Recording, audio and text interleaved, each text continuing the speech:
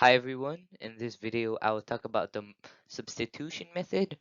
So this method basically means that you substitute one number for like something else that helps with the initial equation, right?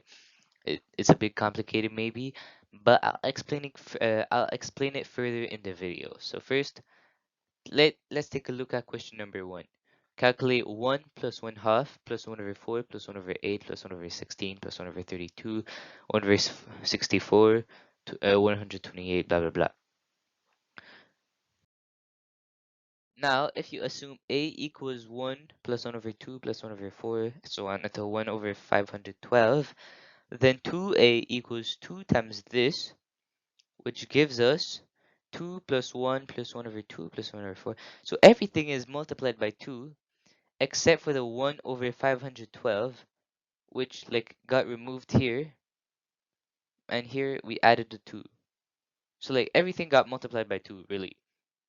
Now if we do 2a minus a, so then this is 2a minus this is a, we get that all of these numbers can get cancelled, and we only have 2 minus 1 over 512 remaining, and this gives us 1 and 511 over 512 as a final answer. Now calculate 2023 plus 2024 times 2022 over 2023 times 2024 minus 1.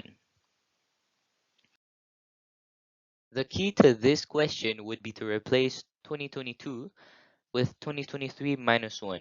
So now this is the initial question, and now we replace 2022 with 2023 minus 1. And now we can multiply 2024 with 2023 and minus 1. So now we get this, right? So 2023 plus 2024 times 2023 minus 2024 over 2023 times 2024 minus 1 equals, and now because 2023 minus 2024 equals minus 1, we get 2024 times 2023 minus 1 as the numerator, and as the denominator we get 2023 times 2024 minus 1. So now because we can change the order of operation when it's multiplication, so now 2024 times 2023 also equals 2023 times 2024, and in both cases we do minus 1, so the answer is 1 because the top and the bottom are the same number. Now question 3, calculate 2023 divided by 2023 and 2023 over 2024. Now if you assume a equals 2023 divided by 2023 and 2023 over 2024, 1 over a, so I'll put the highlight thing, 1 over a equals this divided by this instead of this divided by this, because you're like reversing the equation. And we also know that a equals 1 over 1 over a, because it's like the concept of negatives. 2 negative equal 1 positive.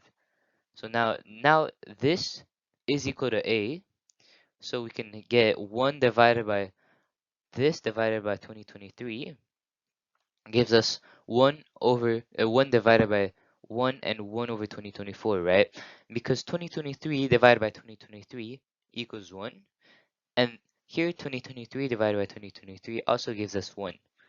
So now we have this that comes from this.